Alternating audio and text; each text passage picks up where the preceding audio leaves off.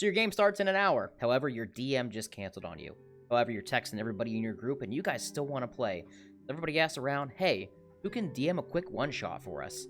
And you, in the text group, raise your hand and say, I can do it. The clock starts now. Begin writing your one-shot that begins in an hour. This is often a scenario that I actually find myself in pretty frequently, I'm not going to lie. And it's not exactly one I enjoy, however, at the same time, it is kind of one that I do enjoy. I enjoy writing, I love playing, I love DMing. There's often times where I'm going to DM a game for the night, however, somebody might drop, or a few people might drop, then I'll add a few more people from the Patreon group or the Discord for the fun of it, and then at that point, I just got to write a one-shot, because I can't do a canonical episode for our ongoing campaign, when half the players have dropped, but people still want to play. So here I am writing a one-shot, and a lot of people in my Discord have asked me pretty frequently, like, hey, Brandon, how exactly do you write your one-shots? You write them pretty quickly. It seems like, you know, whenever you want to DM something, you'll ask people an hour beforehand and you just have something ready. And I figured it's time to kind of do a video about that. So this is going to be a little impromptu video on how to, I don't know, how I go about writing my quick little one-shots that I do. If you've seen any of our streams or anything like that on Twitch, then you know that when I do one-shots, they're pretty theater of the mind. Like, sometimes I'll use artwork, sometimes I won't. Since they are one-shots, I just kind of throw something together and just roll with it. Whereas if I'm doing the canonical campaign, that's when I get, like, artwork and custom battle maps and all that kind of stuff. So today is going to be a straight-up, just raw, going right into it, one shot. I'm going to write a one shot with you guys. You can see my process, my thought process, how I go about things. It's nothing over the top and nothing overcomplicated. People think that it's like a major process and that it's so hard, and it's not necessarily hard. I think people would really just overcomplicate it. So I figured it'd be good if you guys just kind of see how I go about it, what my thought process is like, and just how I do things for a one shot. If I had to run a one shot in an hour starting right now, and I had people that were ready to go, this is how I would do it. So let's get into it, and I hope you guys, you know, maybe learn something from this or appreciate how I go about my writing. Here we go. So what we got here, guys, is literally just a blank template. I just pulled up a Word document, and I'm just gonna start raw. You know, I'm just gonna go how I would normally go writing a one shot. I'm gonna do this as quick as possible, just so you guys can see how fast I can kind of throw something together. The one thing I will say is when writing one-shots, I am very theater of the mind and very, like, improvised, like, when it comes to DMing.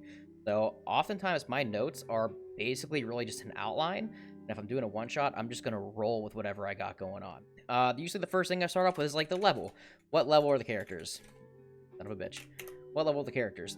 So let's say, for example, I'm doing our main campaign on Twitch, which is Dungeons and Dander. Right now, they're level 10, so if I got half the party that's able to play, the other half can't, I'm doing a one-shot with 2 other people that are joining in. They just made level 10 characters. We're going to keep it level 10. Easy. So that way I know that my scale for my creatures and for combat and encounters is going to be around the level 10 area. Next up, we have just the overall plot. Where are they currently? If you're doing a one-shot based on your current campaign, maybe they're in a forest taking a long rest, and they wake up in the middle of the night. Maybe, you know, they're typically in a tavern. One-shots are always fine and fun in a tavern to start off with. There's nothing wrong with that, even though it's overused. Just because it's overused doesn't mean it's not bad. It's used a lot because it works. For this example, I'm going to say, in the previous episode of our main campaign, our players had just fallen off. In the previous episode of our last campaign, our players had just fallen off of a waterfall, and they found themselves, like, in a little river by the forest. We're going to say that's kind of the starting point right now. Let's say, for example, this week, 2 of our players can't make it, and I still want to run something, and I don't know where to start them off at. I'm probably going to have 2 of the people kind of take their own little route. What happened was they fell off of a waterfall, and we ended the episode with them kind of waking up, and that was about it. So they're really battered, they're really beaten, they're really bruised, so I'm going to say this is kind of where they're at. So we're going to say players in their can't type adventure base of waterfall.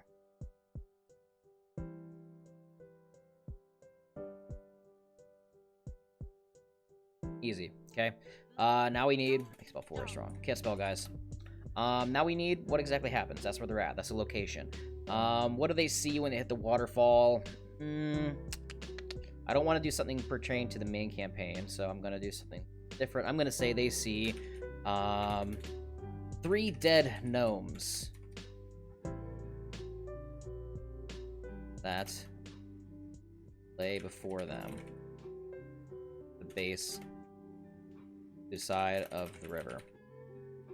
So they see the 3 dead gnomes. They fall at the waterfall. They hit there. They're really bad, or they're really bruised, really beaten. They wake up from a long rest. When it's daytime out, they look around. They see these 3 dead gnomes mysteriously there. How did they die? Vicious bite marks all over their body. Almost mangled. They're freshly killed. So this gives you the insinuation that this is some sort of like beast or monster that had attacked them, killed them, whatever it happens to be. So that guy then gives them the go point to go off of. Let's say players.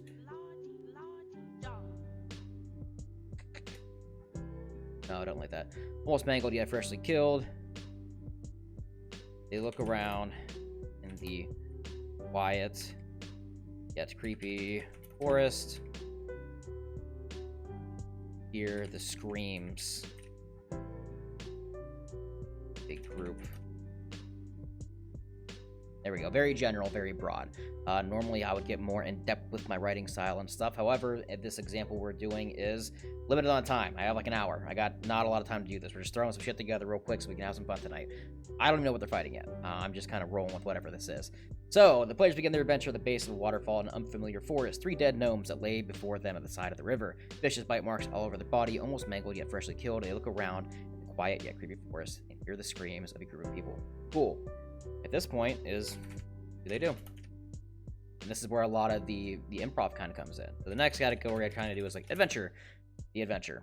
I'm going to say, and this is kind of where I started doing like bullet points. I'm not going to like write full out like manuscript and like scripted plot of what's going on here. I'm just going to start doing bullet pointed stuff. And I just kind of like look and go, improvise my way along through this. So the adventure, let's say it's a DC 15 perception check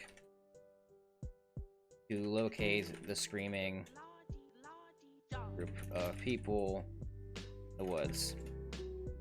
2 ways to take to get there. They can either go through the forest, can't spell forest, which is very thick, causes players to go through tough rain.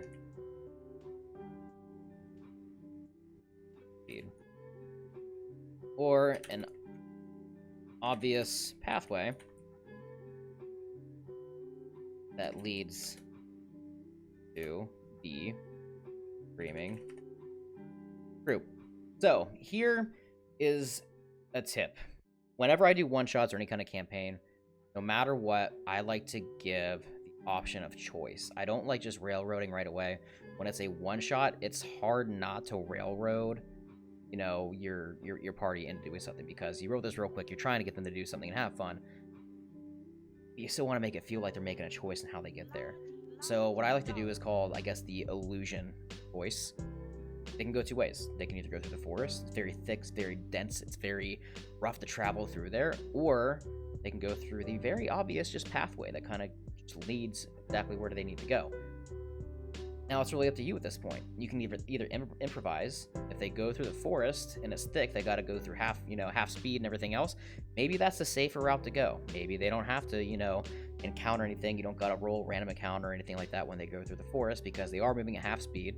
However, there could be consequences at the end of this. Maybe because they're going through the forest and it's a safer route to go, they don't necessarily get there in time to save whoever's screaming. Whereas if they take the obvious pathway that goes forward, that leads them where they got to go, maybe they encounter something in the forest. Maybe, I don't know, whatever is attacking these people lunges out and attacks them because they're taking the obvious pathway. Maybe they're hunting down people that are traveling along this pathway.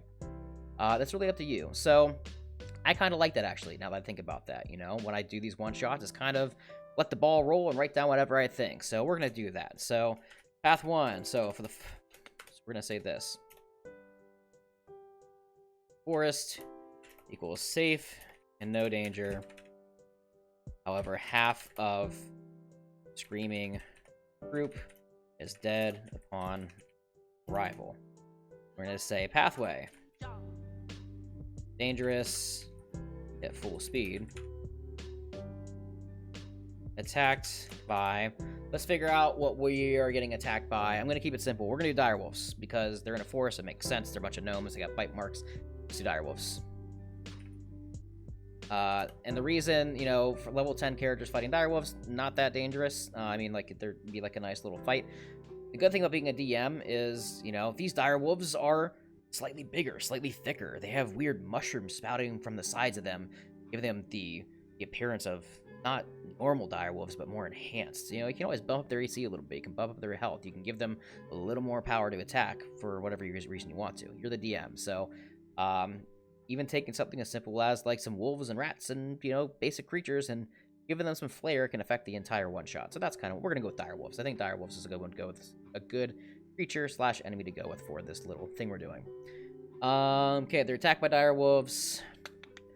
Going through the path. Okay, so the adventure, they get end of the pathway leads them to a small village under attack by mushroom sprouted direwolves. There we go. And that's the location they got to get to. So they follow this pathway. They get there, whether it's through the woods, through the path. They get to this small little village, this like straw hut village where a bunch of gnomes are running around freaking out because just weird mushroom-infested direwolves are attacking the village. So they can obviously, if they get there through the forest, battle is over with half of the village dead.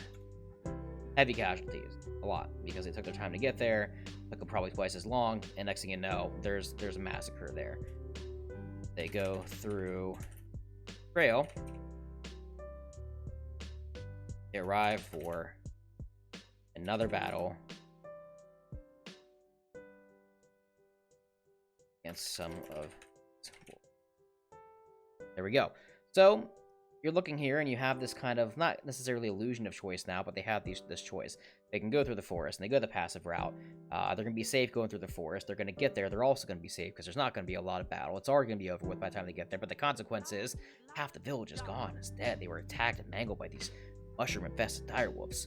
Or they can be, you know, go the quick way, hurry up and get there, go through the trail, stop, get in some combat on the way there. They get the shit kind of kicked out of them, but they're okay. They get to the village, and as soon as they get there, after taking, you know, maybe a short rest to get some of their HP back up, they look and they see this village is under attack by a good amount of these direwolves. How many direwolves, you say? Depends on the amount of players in the party. And that's for you, the DM, to decide, you know, on the fly. Let's say you've got just 3 people that want to do this, and maybe you should throw like 5 direwolves at them in the final battle. You know, not the final battle, but the battle to get to the village. If there's like 5 or 6 people in the party, you know, bump up the numbers a little bit. That's really dependent on you, how much HP you want to give them, those sorts of things, you know. And as a DM, the good thing is, like, if you have them fighting these like upgraded mushroom direwolves, if it's a little too much for them, bump back the AC, bump back the HP a little bit, you know, and help the party out. As a one-shot, it's supposed to be fun. If you don't intend it to be like a murder one-shot, then you want to help the party out a little bit. Not to say you don't make it deadly. Anything can happen. People can die. Shit can happen. However, you know, do your best to kind of balance things out the right way. If somebody dies and it's still balanced, that's fine. If somebody dies and it's just like obviously not balanced, it's not exactly okay. But that's for you as a DM to improvise and determine on the way. So they get to this forest, and they're finally there. What happens after that? After arrival, whether they, I can't spell today, guys, but after arrival, whether they fight or do not fight wolves, they approached by a gnome woman named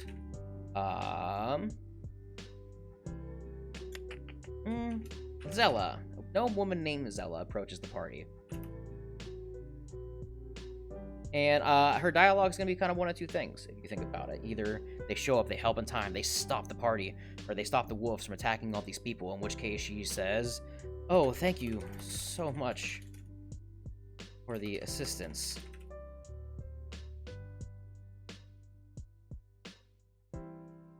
Don't know what we would have done if you hadn't shown up.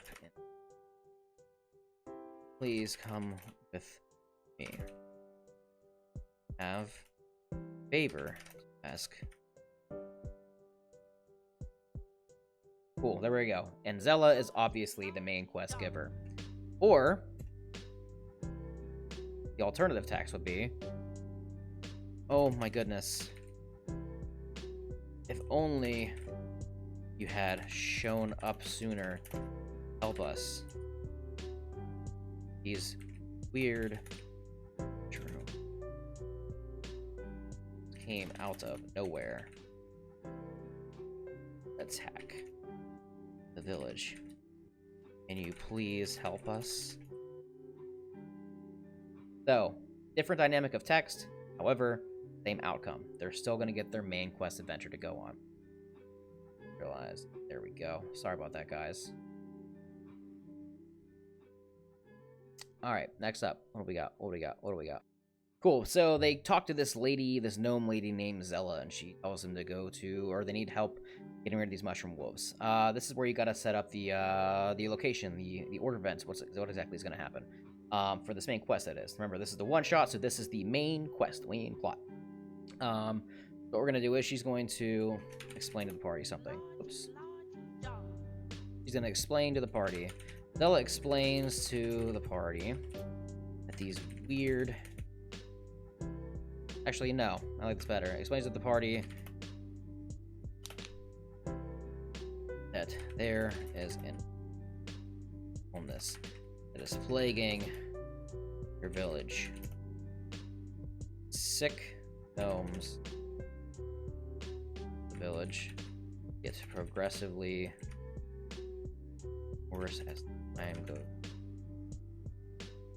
After a couple days, the illness turn these wolves again go rampant. So there's an illness, there's a sickness going on that the party has to somehow figure out stop and help the village with. I like that. That sounds good to me. So the quest obviously is going to be finding a cure. They got to find a cure for this illness of whatever's going on. Zella explains to the party that he is artificer, cleric of sorts, and is working on making scene. However, she is missing certain ingredient that is very difficult to come by. It appears that there is an alpha. I'm gonna call them mushwolves. Alpha mushwolf. Weird name, whatever. Name whatever you want to name it. There's an alpha mushwolf that is believed to reside in the riverbanks north of the village cave. They can get blood sample from the alpha. Stella believes we can create an effective cure for her people. Boom. Quest. You got the quest. Got the idea. That's what they gotta do. Stella's gonna tell the party, hey, there's an alpha mushwolf. I really think that this is what's causing everything to happen. If you can get a blood sample from him, and they can choose how they want to get it, whether they want to bring it dead, alive, put it in a jar, however they want to do it. They need blood. That's up to you as a DM and the party to decide together, how can they do this? What's the best way to do this? Improvise. They need a blood sample. They got to bring it back to the village. How are they going to do it? So that's that. So now you can set up a few different things. You can do the quest.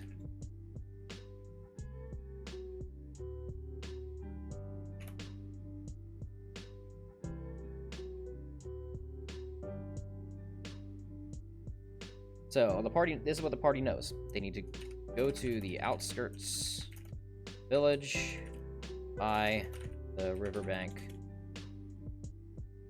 in the north. Find cave. Cool. There we go. That's what they know. They need to do that.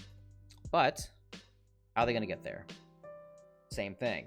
So rinse, wash, repeat the cycle from beforehand. They can either go into the forest and, kind of stealthily go through there, or they can take the pathway, in which case maybe they're a little more prone to being attacked and in danger. Really up to you. However, you need to come up with the consequences and the negatives of each of them. If they go through the forest, let's say, for example, Zelda tells the party they need to make haste. They gotta hurry. We don't know when the next attack is gonna be. We have people that are getting sick. They can either take the forest and kind of sneak through and be stealthy and get through and be perfectly fine, in which case there might be another attack on the village and more people might die. And God knows what's gonna happen. What if they show up and they take their good old time and they get back there and the gnomes are all dead because there was another attack of the mush wolves? That could be one example. Or they could take the path, in which case, rinse and repeat. They take the pathway and they get ambushed again by more of these mush wolves. You don't want to overcomplicate things. It's a one-shot that you're writing in a very strict time manner. If this was something you had all day to write, we go a little more in depth and add an NPC that's, like, talking in the woods and different things and give them like a side quest on top of their quest.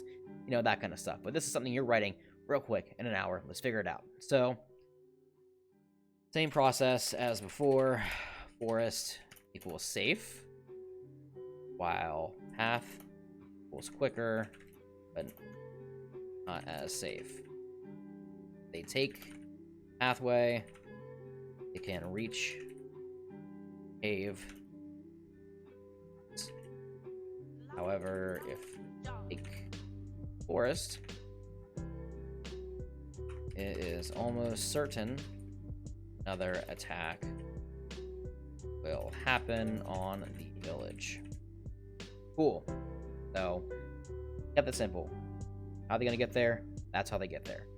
Once they arrive at the cave, they hear from within snarling, howling, the sounds of wolves growling about.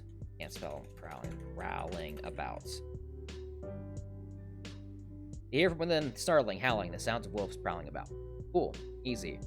However they decide to enter the cave, their game plan, what they want to do, all up to them. We're going to say inside cave, there are X number of wolves.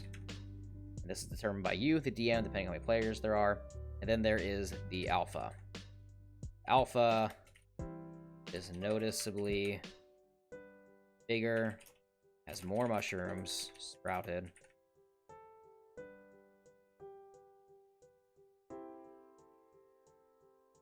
I can't spell, I'm sorry. Has more mushrooms sprouted from him. Has glowing blue eyes. And appears very hostile. So now there's something I want to do. Very typical. Get to this village. They're in danger. Gotta find a cure. Go back. Give them the cure. End of the day. I like adding twists in my campaigns. So let's do that. I'm gonna say this is what happens. They can go into the forest. Or they can go into the cave. Initially, the wolves do not attack. They appear to be on guard, but hold from initiating. Now this is mysterious. For some reason, they're not just attacking the party. The party could just walk in, be blatantly seen, but if they don't start attacking initially, something's up. Difference going on. Why is this happening? I guess the party can take, one or two different ways to go about this. They can either... Sorry, you guys can't see this little doodad. Let me do this, actually.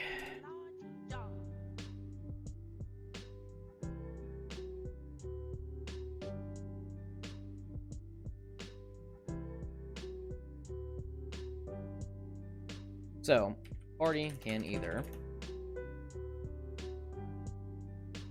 attack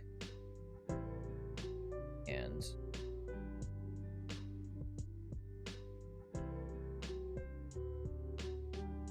the party can do a couple things here.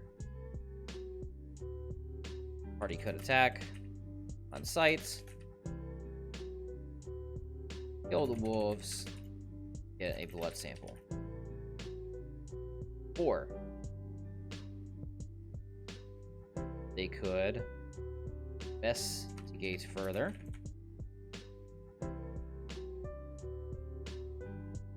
and somehow learn that these dire wolves are not hostile. They are actually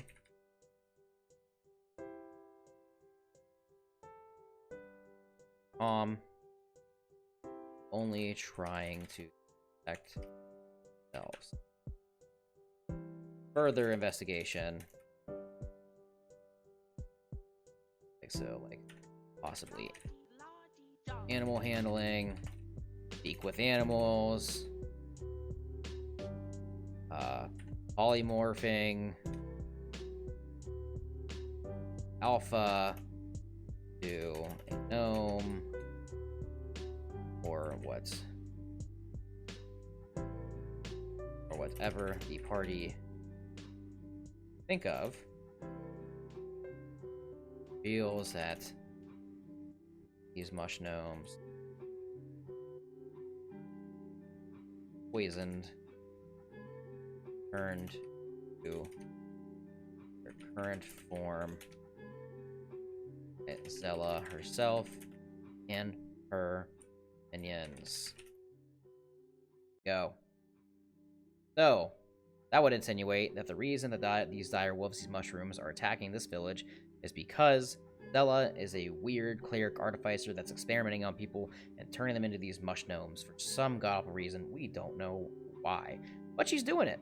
And these mush wolves are going back into the village to either kill her followers, kill her companions, free the people that aren't the gnomes that are being attacked, or free the people that are the gnomes that are being experimented on. That's what's going on here. There's more to the plot than just the vaccine, and there's these weird wolves. That's it. So it turns out, so we'll do this. Turns out that Zella is experimenting on gnomes, turning them into the mush wolves. Zella wants the alpha, who was the first wolf, dead, so that a vaccine not be created. There we go. So this can go one of two ways. They can discover this information. They can maybe go back to the village. They can defeat Zella, and they can fight Zella, and foil her evil plots to turn these gnomes into mushroom gnomes. Or they can go right in. They can just kill the alpha and get his blood and bring it back to the village and be on with their day. And that's it. Thank you so much for bringing me this. It's sure gonna happen. We're gonna cure all the gnomes in here, and they could go away and they could walk away. That could be it. End of the adventure. And then maybe you can come back, and the mush wolves could be like a reoccurring monster throughout your campaign. Like, wait, what? I thought they were gone. What happened? We took care of this problem. Oh my god. We totally missed this. Oh my god, we were wrong. We doomed these people instead. So kind of incorporate it into your campaign. So we're gonna go with endings. One of two. I'm sorry, endings. We're doing two different endings. They have an ultimate. They have, oops. One. They have a big battle with the alpha. Gets his blood. They return blood to Zella, which she assures the party they have saved, pays them gold, food, and other adventuring supplies that they ask for. And this gives the party the insinuation that she's a good person, she's being noble, she gives them supplies so they can go about their day and continue on with their main quest. Option number two, however, they return to the village, foil Zella's land somehow. And however they do this is up to the party, really. You can't really determine what they're going to do, how they're going to do it. They can do whatever they want to do, really, in this option. Maybe they befriend the alpha and his companions, and they just bum rush the town, and they kill Zella, and they kill the companions, or they send them to jail, whatever it happens to be, and then they free the gnomes that could be like hidden in the basement somewhere that she's experimenting on for some reason. That could be the you know, maybe the second little plot there, in which in that case maybe you could give Zella some HP, AC, and some powerful spells to have one last final battle. And just improv it. Shit. She's got an AC of 17. She's got 200 hit points, and she knows how to cast Fireball, Firebolt, Polymorph, and a few other, you know, cantrips. And that's her. She's just sort of tossing spells at the party. Maybe she can have like a layer action, a legendary action to call upon a direwolf or two to help attack the party. She's not very strong, but she can get the help of the mushrooms. Or no, maybe she could turn some of the gnomes into some mush wolves, and they can help her out. It's up to you. Be creative. Like I said, this is all improv. Right now I've been recording for 31 minutes this entire video. There's been a few cuts here and there where I've had to like move the screen around a little bit. The goal was to get something written within an hour that's ready to play that you can improv and go with. Right now I've been recording for 31 minutes and 45 seconds. There's some cuts in there, so the video might be a bit shorter than that because I kind of like, you know, I stutter when I talk sometimes, fuck up typing and whatnot. But yeah, that's where we're at right now. So we got some time. Let's just kind of review it and see what we got real quick. See if there's anything we want to change. Like I said, this is all improv on the fly. Level 10 is, so you want to scale everything to level 10. The plot, the players begin their adventure, the base of the waterfall, an unfamiliar forest, 3 dead gnomes lay before them at the riverside. Vicious bite marks over the body, almost mangled yet freshly killed. Look at the ground in a quiet yet creepy forest, and hear screams. So we got the adventure here. Everything is looking pretty good to me. Okay, so we got the endings, and like I said, the endings are really up to you as a DM, how you want to DM them. Improvise this, have fun with it. One shot is a really good time to work on your improvisation, is that the word? Work on your improv skills. Get a general outline. This is it. You know, there you go. You got your outline, you got your one shot, just roll with it, just go with it, figure it out, do whatever you want to do, and have fun with it. Let's do some additional notes at the end, just for you as a DM. So these are kind of like summary notes real quick. So like in summary, Zella is evil. He is capturing gnomes in her village, turning them into mush gnome. Why is she doing this? That's up to you as a DM. Pick it up. I don't know. Maybe she's just evil. Maybe she's a cruel, evil person. Maybe that's why. That's it. Zella's evil. She's capturing gnomes in her village and turning them into mush gnomes. Most people in the village do not expect Zella whatsoever. They fully trust her. The Alpha only wants to save the gnomes that were captured. Is aware that a lot of the gnomes are minions of Zella. Then you have that information to run off of too. This little village that is populated by all these gnomes, maybe like 3/4 of them work for Zella, and they're like, everything is fine here, we're not doing anything wrong. And then the other 1/4 is locked in a fucking basement somewhere being experimented on. Of course, nobody else is going on. All the innocent gnomes are alive, they're just locked in a basement somewhere, and all these evil gnomes are the ones being attacked and mangled by all these mushroom wolves. So there you go. That's what you got. So, I think that's good. Alpha, we got Zella's evil. Most people don't know, don't suspect Zella whatsoever, and they fully trust her or work for her.